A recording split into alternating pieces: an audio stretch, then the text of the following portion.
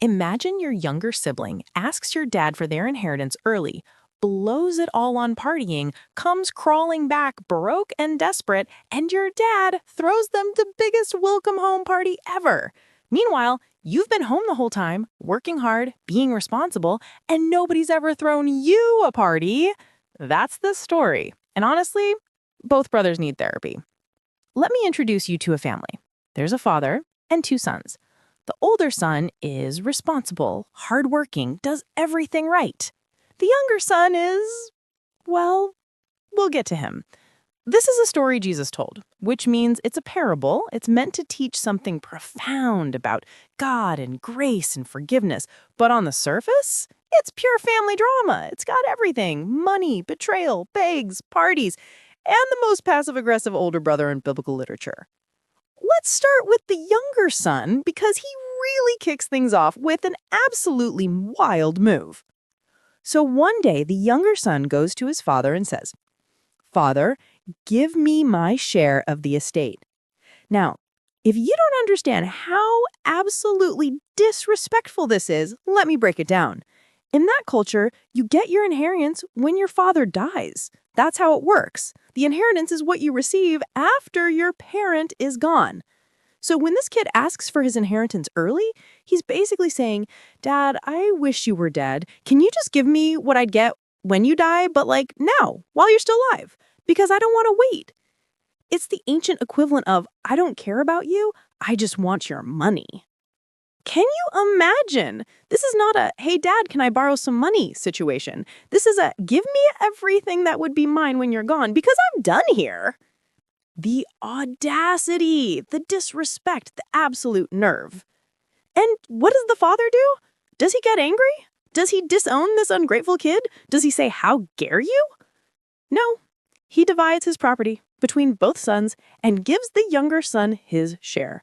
Just gives it to him. No lecture, no conditions, no, "You're making a huge mistake." Just, "Here you go." The younger son takes the money and leaves. Not just like moves to the next town. He goes to a distant country. He leaves. He wants nothing to do with his family, his home, his father. He takes his inheritance and essentially says, "See you never." And what does he do with all this money? He throws it away. Literally. He goes on the most reckless spending spree imaginable. The Bible says he squandered his wealth in wild living. We're talking parties, drinking, probably gambling, bad decisions, worse friends. He's living like a celebrity with no financial advisor. He's buying rounds for strangers. He's the guy at the club saying, "It's all on me." He's making it rain. He's living his best life on Instagram while draining his bank account. And shockingly, the money runs out. I know, who could have predicted that unlimited partying with unlimited resources wouldn't last forever? But here's where it gets worse. Right when he runs out of money, a severe famine hits the country. So now he's broke and there's no food anywhere. He's gone from living in luxury to not knowing where his next meal is coming from. All his friends from the party days gone. Nobody wants to hang out with the broke guy when there's a little more free drinks. He's desperate. So desperate that he gets a job feeding pigs. Now, if you're not familiar with Jewish culture, let me emphasize, pigs. This is the most degrading job imaginable for a Jewish person. Pigs were considered unclean animals. Being around them made you ceremonially unclean. This was bottom rock.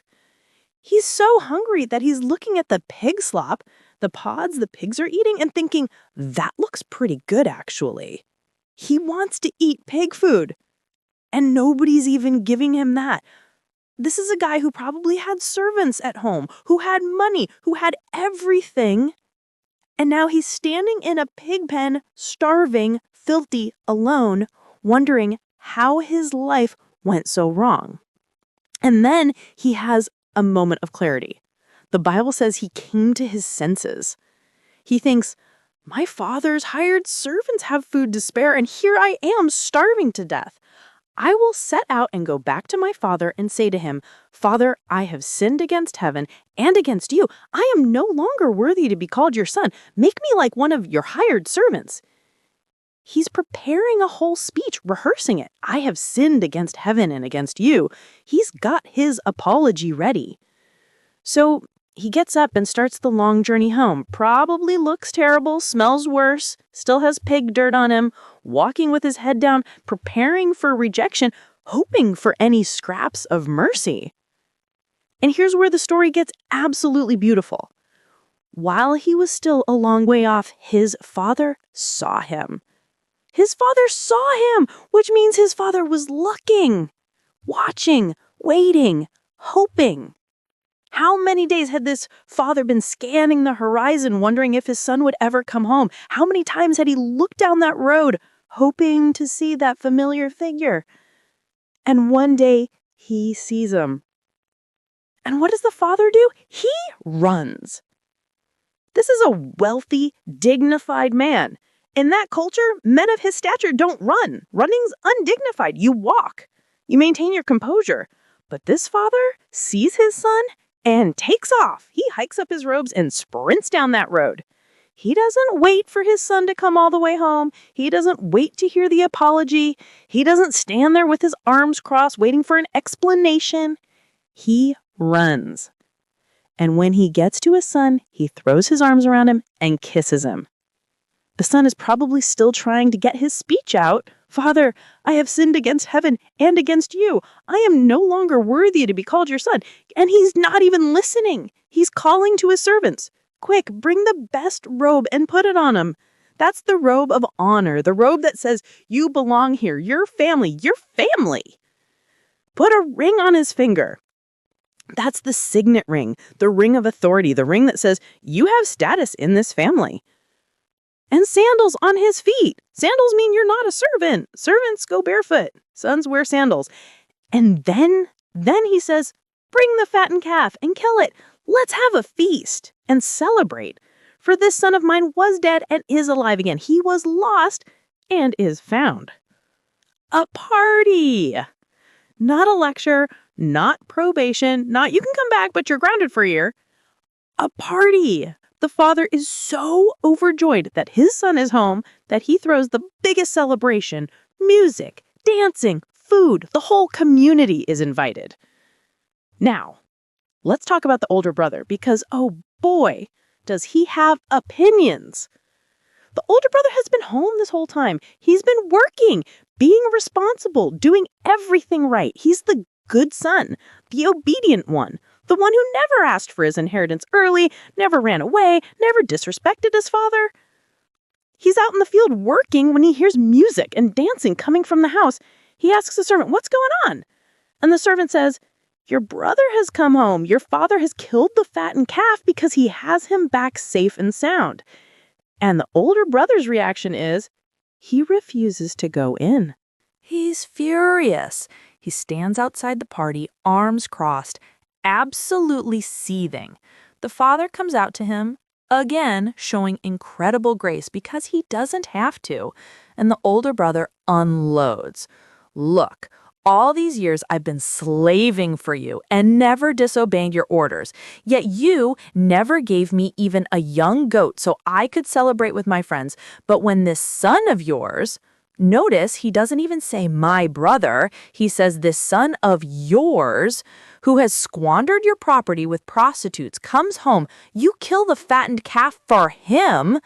Let's break down what just happened because this is loaded. All these years I've been slaving for you. He sees his relationship with his father as slavery, not sonship. He's been keeping score. He's been working out of obligation, not love. Never disobeyed your orders. He's focused on his obedience, his performance, his rule following. He thinks he deserves something because he's been good. You never gave me even a young goat. He's bitter. He's jealous. He feels overlooked and underappreciated.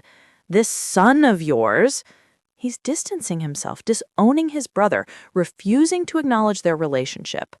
Squandered your property with prostitutes? He's emphasizing the sin, the waste, the unworthiness. He wants his father to remember how bad his brother was. The older brother is technically inside the family, physically present, outwardly obedient, but his heart is just as far from his father as his younger brother was in the distant country. He's physically home, but emotionally distant. He's doing all the right things for all the wrong reasons.